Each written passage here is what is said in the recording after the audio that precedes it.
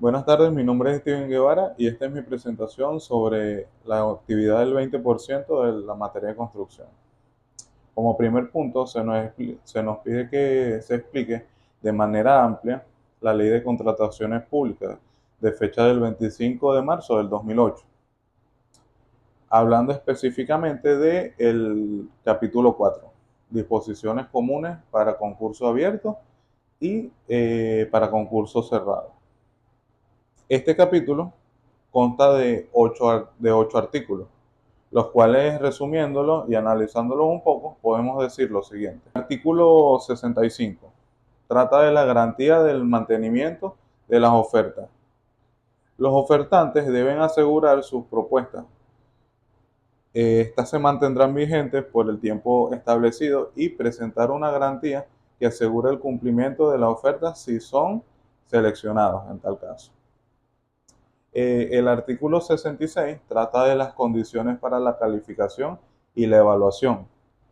En este caso, la entidad contratante debe seguir los criterios y procedimientos del pliego de condiciones. Cualquier descalificación o rechazo de la oferta debe ser declarada y justificada según lo que dice la ley o dicho pliego.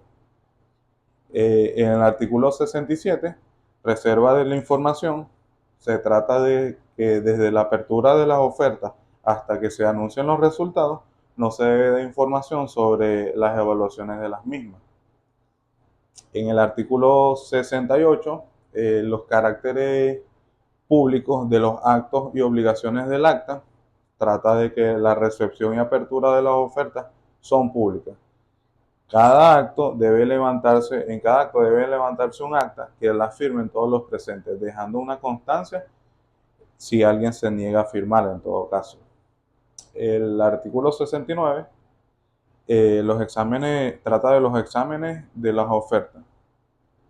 En este caso, la comisión de contrataciones debe revisar las ofertas para verificar que se cumplan todos los requisitos y estén firmadas, incluyendo las garantías. Luego de eso, se aplican los criterios de la evaluación y se hace un informe con las recomendaciones finales. El artículo 70, trata de el informe de evaluación de las ofertas. Este informe debe llevar una recomendación que debe ser detallada por sus motivaciones, pues, entre legales, técnicas, económicas, etcétera. Y no pueden aplicarse criterios no previstos en el pliego de las condiciones.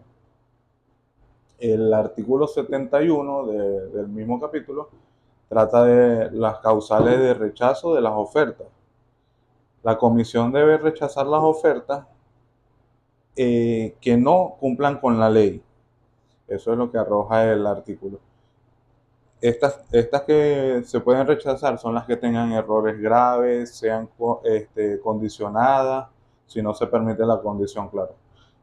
Provengan del mismo proponente, haya una participación cruzada, no se identifique información falsa, o que no estén firmadas o no incluyan el compromiso social como tal. El artículo 72 trata de la recomendación de la adjudicación. El informe de recomendación debe señalar claramente cuál es la oferta ganadora, según los criterios que se establecieron. Y también debe indicar si hay segundas y terceras opciones, en todo caso. Eso se establece en ese artículo. Creo que ya los dije todos. Como segundo punto, se pide que se desarrolle 10 tipos de obras civiles. Son carreteras, aeropuertos, presas, puertos, canales, ferrocarriles, puentes, alcantarillados, autopistas y oleoductos, si no me equivoco. Todas con su dibujo que se los voy a presentar acá. Las carreteras. Las carreteras son vías terrestres diseñadas para el tránsito vehicular, conectando localizaciones y regiones. Su construcción implica grandes movimientos de tierra, la creación de bases sólidas, la aplicación de capas de asfalto o concreto, depende del caso. Se enfocan en la fluidez del tráfico y la seguridad vial, el drenaje eficiente de las lluvias pluviales y la señalización para optimizar la experiencia del usuario como tal, o sea, de los conductores. Los aeropuertos son complejos de infraestructuras grandes para la operación de aeronaves, que son las que se encargan de los viajes de cada uno de nosotros, incluyendo en estos aeropuertos pistas de aterrizaje, calles de rodaje, terminales de pasajeros, etc. Estos demandan superficies extremadamente grandes y planas. Además de eso, deben ser resistentes, deben de tener un buen sistema de drenaje y muy sofisticados, de hecho, iluminación especializada, entre otros. Estas son vitales para el transporte aéreo, es lo que decía al inicio. Facilitan la movilidad de las personas y de mercancías a nivel nacional y global, incluso regional. Otro punto serían las presas, que son estructuras masivas construidas en ríos o en mares incluso, para contener agua en forma de embalses. El propósito de estas varían según la generación de energía, que en todo caso son energía hidroeléctrica o suministro de agua para control de inundaciones. El diseño de estas presas debe ser sumamente robusto, porque estas van a soportar una presión de agua muy grande y también deben garantizar una estabilidad estructural a muy largo plazo. Otro tipo de obra civil son los puertos. Los puertos son infraestructuras costeras, fluviales, para el atraque y la operación de buques o cualquier vehículo, cualquier tipo de bote, facilitando las cargas, la descarga y el embarque de los pasajeros. Incluyen diques, muelles, terminales especializadas, entre otros. La construcción de ellos enfrenta muchos desafíos, como la interacción del medio marino, la necesidad de los grandes calados, la resistencia de fuerzas de oleaje, entre otros. Ahora tenemos los canales. Los canales son vías de agua artificiales creadas para el transporte de fluidos, como el riego agrícola, el drenaje o incluso para el punto anterior, para la navegación. Su construcción implica excavación, y a menudo revestimientos para evitar filtración. Los canales navegables pueden incluir estructuras para superar diferencias de niveles, como por ejemplo el canal de Panamá, facilitando su conectividad acuática en ese caso. Los ferrocarriles. Los ferrocarriles son sistemas de transporte terrestre que operan sobre vías férreas, movilizando trenes de pasajeros, trenes de carga. Estas obras civiles incluyen una plataforma, unos circuitos que se llaman balastros, las transvías, los rieles, y entre otros. Todos estos requieren una precisión milimétrica en su alineación y nivelación. Bueno, pues ya sabemos cómo se manejan estos sitios. Son esenciales para la logística y el transporte masivo, pero eficiente. Ahora, los puentes son estructuras diseñadas para salvar obstáculos, como ríos, para saltar, perdón, obstáculos como ríos, valles, vías existentes, todo esto conectándolos de un punto a otro.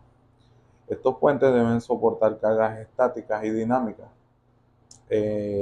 Existen diversos tipos de estructuras para ello, como vigas, arcos o puentes colgantes.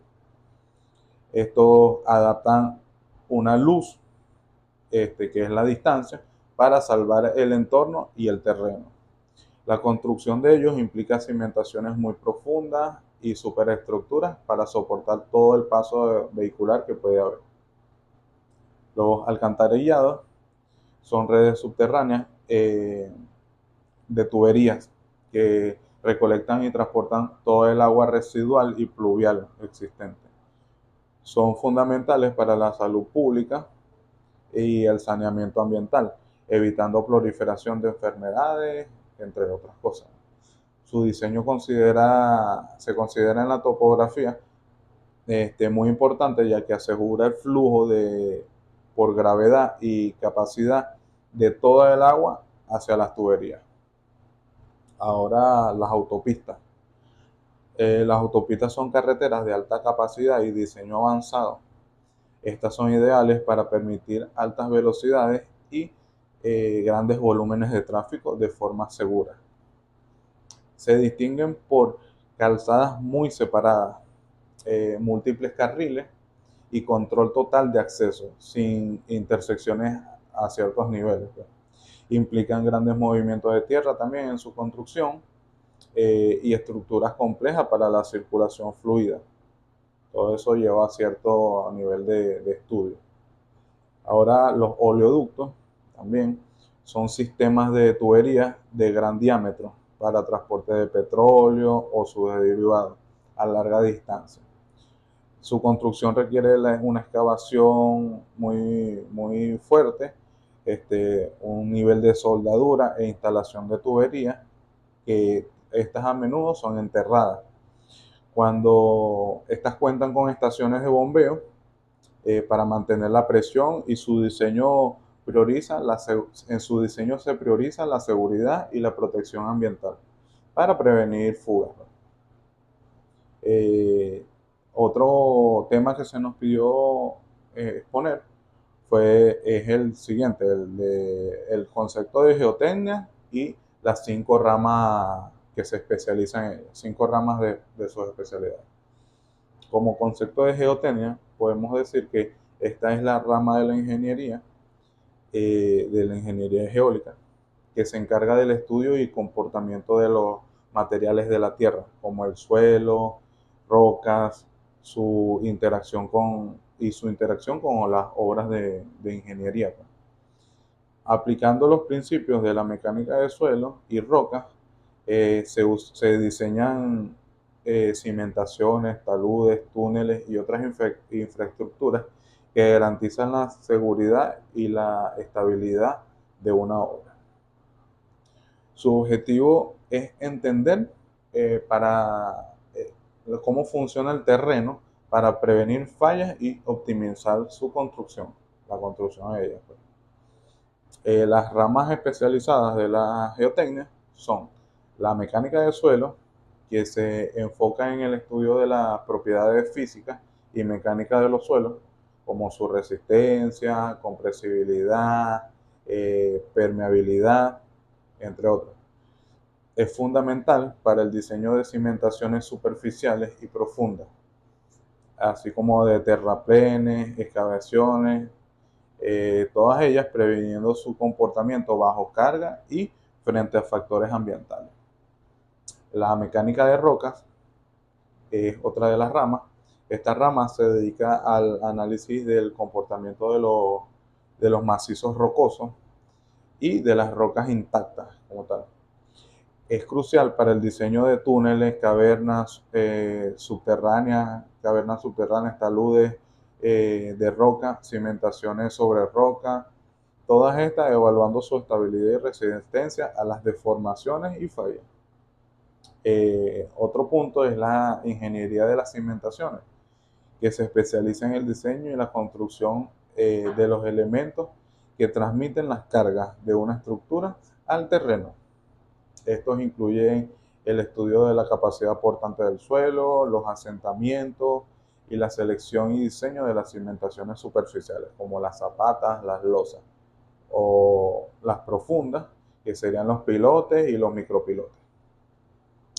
Otra rama que estudia es la estabilidad de los taludes, que esta aborda el análisis el análisis y diseño de las pendientes naturales y artificiales, como cortes y terraplenes, ¿no?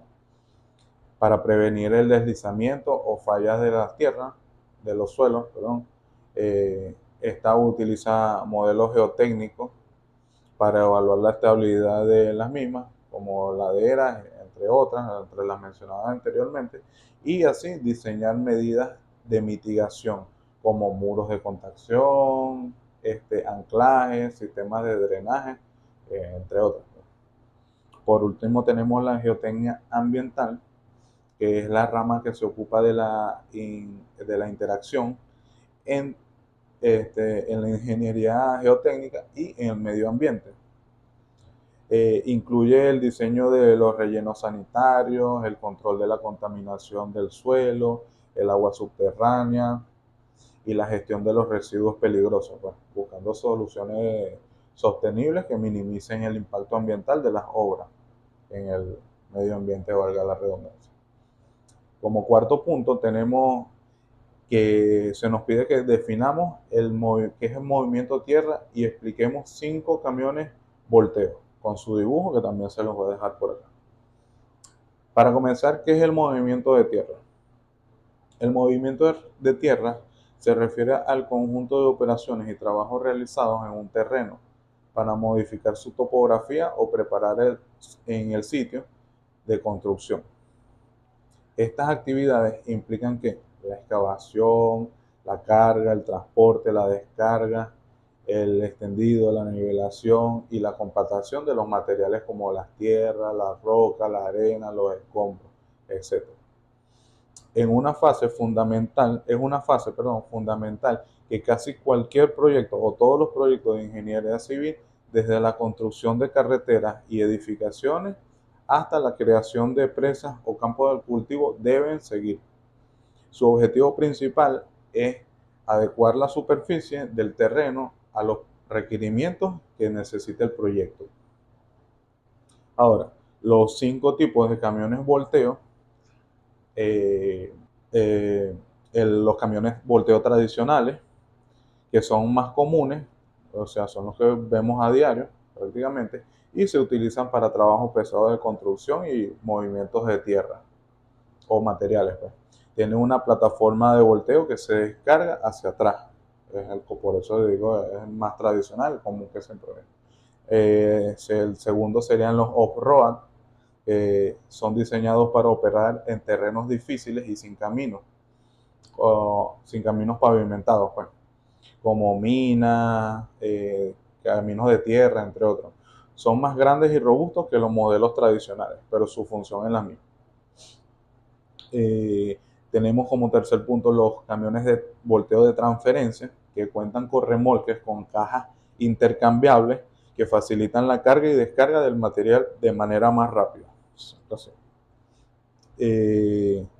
como cuarto tenemos los camiones volteos con descarga lateral, que la plataforma de volteo se descarga hacia un lado en vez de hacia atrás, lo que suele ser útil en espacios reducidos o para ciertas aplicaciones.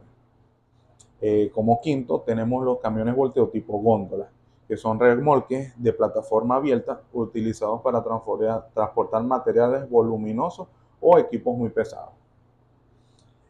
Como quinto y último punto de exposición, tenemos que se nos pide de la Gaceta Oficial número 5096, específicamente en el decreto del 31 de julio de 1996, hablar sobre las condiciones generales de contratación para la ejecución de obras, específicamente en su capítulo número 2, por falta de del contratista en su artículo 116. ¿Qué dice el artículo 116? En mi análisis personal puedo decir que este artículo se refiere a las causas por las cuales un ente contratante puede dar por terminado unilateralmente un contrato, pues, debido a la falla o el incumplimiento del contratista.